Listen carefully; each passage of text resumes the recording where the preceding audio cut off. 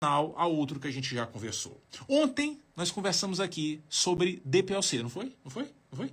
DPOC, que é um tema importante, cai um pouquinho mais no INEP que nas outras provas, mas o INEP tinha deixado de lado por muito tempo. Deixaram de lado muito tempo. Foi até, na última prova do INEP, foi a última aposta hard work. Vai cair DPOC. Caíram duas questões de DPOC. Duas questões de DPOC na prova. E tudo dominado, né? Tudo dominadíssimo, dominadíssimo. O ENAD também, né, nas suas edições, explora a DPOC, por sinal de uma maneira muito parecida, muito parecida. E ontem a gente conversou no contexto da DPOC ambulatorial. Mas a gente não conversou sobre a exacerbação. Eu queria usar o nosso 30º dia para lembrar a ideia da exacerbação do DPOC. Porque é um tema relativamente simples, mas tem uma igual probabilidade de ser explorado na prova. Igual probabilidade. Se tu fores olhar lá no hard work, tu verás que teve questão de exacerbação já, mas são questões também tranquilas, são muito questões conceituais que apareceram na prova. Na última edição, por sinal, teve questão de exacerbação de DPOC. Tem uma questão do ENAD, antiga, que é uma questão muito filosófica sobre a exacerbação de DPOC, sabe? É meio que clínica, meio que medicina de família, sabe? Uma questão assim bem zen até sobre a exacerbação de DPOC. Mas a gente precisa alinhar conceitos valiosos. Precisa. Primeiro é de perceber sempre que são duas coisas distintas. Uma é o indivíduo com DPOC no ambulatório. Isso é uma coisa. Isso é uma coisa. A gente busca definir diagnóstico, busca organizar o tratamento farmacológico, o tratamento não farmacológico. No tratamento farmacológico, a ideia é aliviar sintomas e reduzir riscos de exacerbações. Tem fármaco para isso, ok. Outra coisa é a exacerbação. É como na asma, né? Uma coisa é asma no consultório. Outra coisa é o indivíduo em crise que procura pronto-socorro. A crise da DPOC, que a gente apelida, né, como exacerbação, é um cenário que tem mensagens muito específicas, mas a gente precisa dominar para não fazer bobeira. Precisa. Uma delas, por sinal, que é uma preocupação que a gente tem e que na asma geralmente a gente não tem muito, é de conseguir caracterizar bem o que é exacerbação de DPOC. Porque, veja, a asma é uma doença episódica, tá? A pessoa tem estomaquia, acolá e tal. É relativamente fácil a gente perceber quando a pessoa não está bem. Porque é uma doença de natureza episódica. Se a pessoa sustentadamente não está bem, opa, deve estar em crise, tal, os sintomas muito mais expressivos, tal. Ok. Só que a DPOC é um pouquinho diferente, né? Porque a DPOC é uma doença cronicamente progressiva. Os indivíduos com DPOC têm o direito, por lei, de ter sintomas o tempo inteiro. É um direito do paciente. E assim como a gente às vezes não está num dia legal, o paciente com DPOC às vezes pode não estar num dia legal também. A pessoa acorda e fala, nossa, hoje eu não estou bacana. Não estou bacana. Estou tossindo a mais. Estou com mais falta de ar. Veja, ele tem o direito. Isso não quer dizer que a pessoa esteja exacerbada. Para dizer que o paciente com DPOC está exacerbado, para dizer que ele está em crise, tem que ter substância. Tem que ter substância. E aí existem critérios clássicos, chamados critérios de Antonissen. Clássicos, lá da década de 1960 e tal, e que diz o seguinte: a exacerbação da DPOC é definida com um aumento pronunciado das manifestações clínicas. O indivíduo precisa ter 2 de 3 coisas: piora da falta de ar ou aumento do volume expectorado da catarreira ou mudança da cor do catarro. Era amarelo, ficou verde, era verde, ficou marrom, enfim. Dessas 3 coisas tem que ter 2. Se tiver 2 dessa aqui, opa, você está exacerbado. Está exacerbado. Não, tá assim que eu estou vendo, está exacerbado. Ah, Fabi, se tiver 3, está exacerbado também, né? Se tiver 2 ou 3 dos critérios, ok. Claro, né? Claro. Que a gente também não, sabe, o paciente chega no pronto-socorro, olha, eu vou aplicar aqui o critérios de Antonissen. Silêncio, pessoal, silêncio. Sua falta de ar piorou? Não. Quando o catarro mudou? Não. Então não tem, não. Não tem. Mas veja, se a pessoa tiver um desses fatores só, mas tá febril, prostrado e tal, me poupe, né? Tá exacerbado também. Então a gente não é tão rigoroso. Mas é importante lembrar desses critérios, não para aplicar na prova, mas para a gente perceber que a exacerbação tem que ter substância. A pessoa tem piora dos sintomas respiratórios e ela não está bem. Isso é exacerbação de DPOC, que por sinal pode acontecer por inúmeros fatores. A maioria das vezes é por infecção. É por infecção, mas nem sempre é infecção bacteriana. Não. Vírus é um grande responsável da exacerbação. Às vezes é infecção bacteriana. Pode ser até traqueobronquite bacteriana. Pode. Só na mucosa. Nem sempre é pneumonia. Às vezes pode ser pneumonia, tá? Assim como pode ser embolia de pulmão, pode ser arritmia, pode ser infarto, pode ser pneumotórax. Tem várias justificativas possíveis para que o indivíduo tenha exacerbação de DPOC. Várias. É importante ter essa visão ampla do cenário, porque isso tem impacto no tratamento. Tem. Uma vez identificando a exacerbação, a gente precisa atuar. O indivíduo está em crise, ele pode morrer, pode piorar e morrer.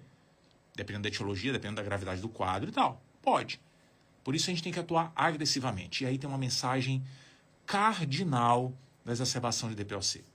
Assim como na asma, existe um tripé de atuação terapêutico que a gente aplica praticamente em todos os casos. Tem 3 coisinhas que a gente tem que pensar obrigatoriamente. Uma, assim como na asma, broncodilatador inalado.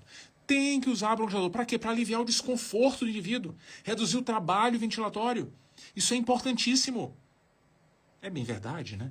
Que os broncodilatadores na DPOC, eles não fazem tanto milagre quanto na asma. E na asma é um santo remédio. Na DPOC é um remédio. Mas ele não é tão santo. O mal ele também não faz, mas não é tão santo, mas ajuda, é fundamental. Tem que dar broncodilatador inalado. A diferença é que na DPOC, como o broncodilatador beta-agonista, por exemplo, não é lá essa maravilha toda como é na asma, a gente habitualmente associa o beta-agonista, o salbutamol, ao hiperatrópio, ao anticolinérgico. Diferente da asma, né, que a gente deixa para dar o hiperatrópio só em sinais de gravidade, que não está respondendo, tal. Na DPOC não. Já dá associação, porque eles já ajudam menos. Se der só um, dá logo os 2, entendeu? Mas a dinâmica é a mesma, broncodilatador inalado para tentar aliviar os sintomas ou atenuar os sintomas que o indivíduo tem. Esse é um ponto. Mas tem mais. Assim como na asma, o indivíduo com DPOC, quando exacerba, tem piora da inflamação das vias aéreas. DPOC tem inflamação. É diferente da asma. Não tem os eosinófilos da asma e tal, não. É uma inflamação que ela é muito mais neutrofílica, mas na exacerbação, o corticoide ajuda um pouquinho. Ajuda a dar um tapinha na inflamação. Corticoide sistêmico, assim como a gente faz na asma. Ajuda menos, mas ajuda. E ele ajuda tão menos que a gente não costuma dar a dose muito alta, não dá só um cheirinho de corticoide. A recomendação, por sinal universal, é que a gente considere para o indivíduo adulto, DPOC deve ser de adulto, né? Deve ser de adulto. Uma dose de 40 mg dia de prednisona é o equivalente, sabe? E dá por 5 dias, está de bom tamanho. Não é para tochar corticoide na lata da pessoa, não. Essa dose está de bom tamanho. Obviamente, se não puder deglutir, dá na veia, né? O equivalente da prednisona. Enfim, pode dar metilprednisolona, calcula a dose equivalente e tal, hidrocortisona, tudo bem, mas 5 dias de corticoide. Está de ótimo tamanho. Esse é o segundo ponto do tripé. Broncodilatador, corticoide sistêmico. E o terceiro ponto é, cuidado, considerar oxigênio / suporte ventilatório. Isso é muito importante. Todo indivíduo com exacerbação de DPOC que esteja com a saturação menor que 88%, 90% merece oxigênio suplementar para manter a saturação acima de 88%, 90%. Não precisa ficar 99%, sabe? Não precisa, mas tem que ficar acima de 88%, 90%. Tem que ficar. Oxigênio suplementar. Agora, se o desconforto for pronunciado, se o indivíduo estiver de fato desconfortável aos nossos olhos, ele é candidatíssimo a suporte ventilatório não invasivo. DPOC é uma das situações, é uma das poucas situações que a gente tem um benefício desmedido da ventilação não invasiva. Um benefício veja, várias situações têm algum benefício com ventilação não invasiva, mas existem algumas que ele é absurdo, sabe? Que melhora pra caramba. Um deles é DPOC, na forma do BiPAP, 2 níveis de pressão, máscarazinha e tal, ajuda demais. Está muito desconfortável, ventilação não invasiva. Ajuda a reduzir o trabalho ventilatório e tal. Isso é importantíssimo. Não é o CPAP. CPAP é para manter via aérea aberta, a gente usa na apneia do sono, paciente dormir, usa na edema agudo de pulmão para manter patência de via aérea e tal, né? ok, né? Para manter pressão positiva dentro do alvéolo, no edema agudo de pulmão, ok. Na DPOC, 2 níveis de pressão, BPAP.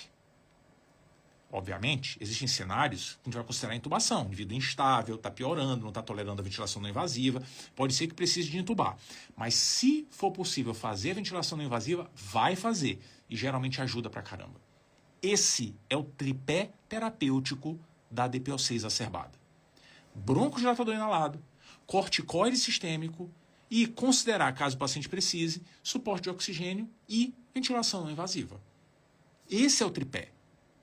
E não fique incomodado, não. Ai, meu Deus, não, tá faltando uma coisa. Tá faltando o quê? O que tá faltando? O que tá faltando? Antibiótico. Cuidado. Cuidado. Existem diversas razões para o indivíduo exacerbar a DPOC. Infecção bacteriana, pneumonia é apenas uma delas. Não é a principal. Tudo bem, tá lá no topo da lista quase, né? Mas não é a principal. Tem outras razões. Antibiótico não é a regra na exacerbação de DPOC. Não. Boa parte das vezes a gente não vai dar antibiótico. Quando é que a gente vai dar? Veja, tá claro que o paciente tem pneumonia? Tá claro, ninguém tem dúvida, tem uma consolidação, a ausculta sugeriu o símbolo de consolidação, o frame está aumentado e tal, beleza. Tem imagem mostrando consolidação pneumonia, vai tratar a pneumonia. Como é que trata? Opa, como a gente trata a pneumonia. Ok, esse é um ponto. Aí a gente trata.